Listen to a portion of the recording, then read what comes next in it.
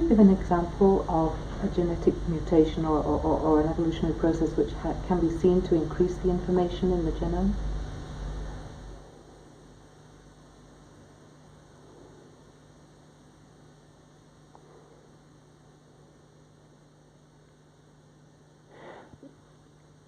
Why aren't they willing to accept the biblical account? Why aren't they? Yes. Oh, well, because the biblical account Can you just of course, stop on that, lead you directly to a creator God. And people don't want there to be a creator God, because if there is a creator God, then perhaps I'm going to be called to account for how I've lived my life.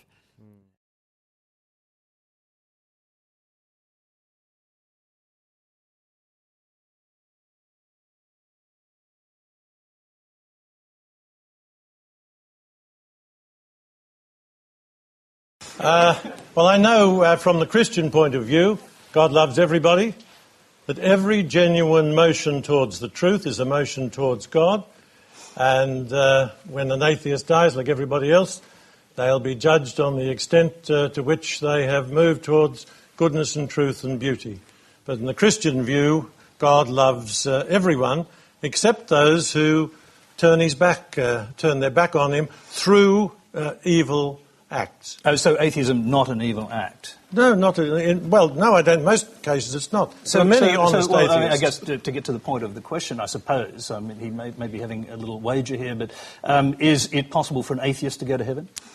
Well, it's not my business. No, but you're the only authority we have here. I would say certainly.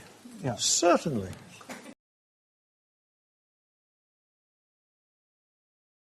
So you actually, prefer the idea of hell as a place of punishment but for who? Where do you draw the line? Do unbelievers go to hell? No. The only people, one, I hope nobody's in hell. We Catholics generally believe that there is a hell. I hope nobody's there. I certainly believe in a place of purification. I think it'll be like getting up in the morning and you throw the curtains back, the light is just too much. God's light would be too much for us. But I believe, on behalf of the innocent victims in history, that the scales of justice should work out. And if they don't, life is radically unjust. The law of the jungle prevails.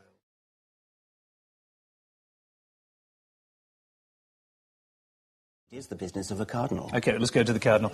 The question was, how can there be a compassionate God who's all-powerful and has created us, and yet we suffer? Why create such a world in the first place? I think that's probably the hardest question for us to answer. Do you struggle with it? Yes. If I get a chance to to ask a question when I die, I think I'll ask the good God, why is there so much suffering?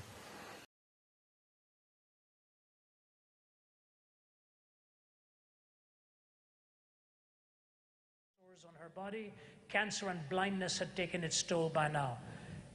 Orphaned, rheumatoid arthritic, cancerous, blind, head to toe with sores, she wrote this: He giveth more grace when the burdens grow greater.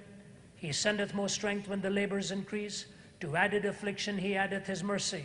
To multiplied trials his multiplied peace. When we have exhausted our store of endurance, when our strength has failed ere the days half done, when we reach the end of our hoarded resources, our Father's full giving has only begun. His love has no limit, His grace has no measure, His power has no boundaries known unto men. For out of His infinite riches in Jesus, He giveth and giveth and giveth again. That's the benevolence. One anecdote for practical reasons. About 3 weeks ago, I was in Delhi. Delhi is my home city. I was walking through downtown, a place called Connaught Place, opposite a cinema called Regal Cinema. And I just bought something, my hands were full, and as I came out, I saw a man. For those of you who've seen the movie Slumdog Millionaire, you'll see these sights are not that uncommon in some places. And he lay on a contraption that somebody had made for him with 4 wheels. His right leg was gone, his left leg was in a cast from his hip down to his toes. He had 2 pads that he held onto his hands that were worn out from pushing himself. He looked so emaciated and so pitiful.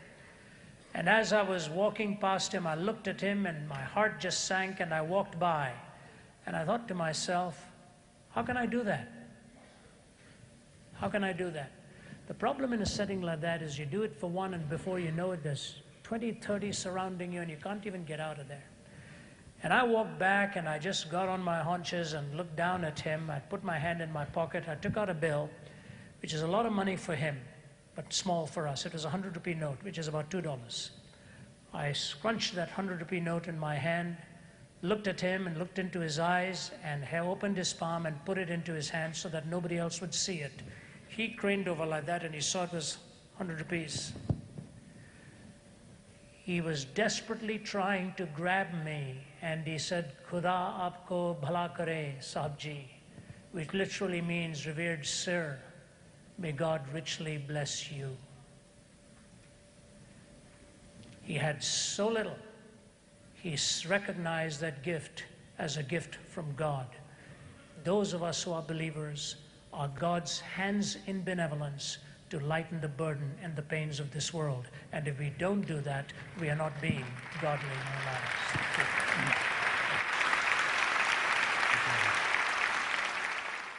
When you say there's such a thing as evil, you must assume there's such a thing as good. When you assume that such a thing is good, you must assume that such a thing is a moral law on the basis of which to differentiate between good and evil. When you assume that such a thing is a moral law, you must posit a moral lawgiver, but that's whom the anti-theists are trying to disprove and not prove. If there's no moral lawgiver, there's no moral law. If there's no moral law, there's no good. If there's no good, there's no evil. The question actually self-destructs. So the only way then is to find your question to be bridged with what John has just said. God is a benevolent God and a merciful God. In the very act of his own Son going to the cross is a revelation of the fact that sin by nature is destructive. You get into sin, it'll ultimately destroy you. Pain is the symptomatic expression of that which is broken on the inside. Very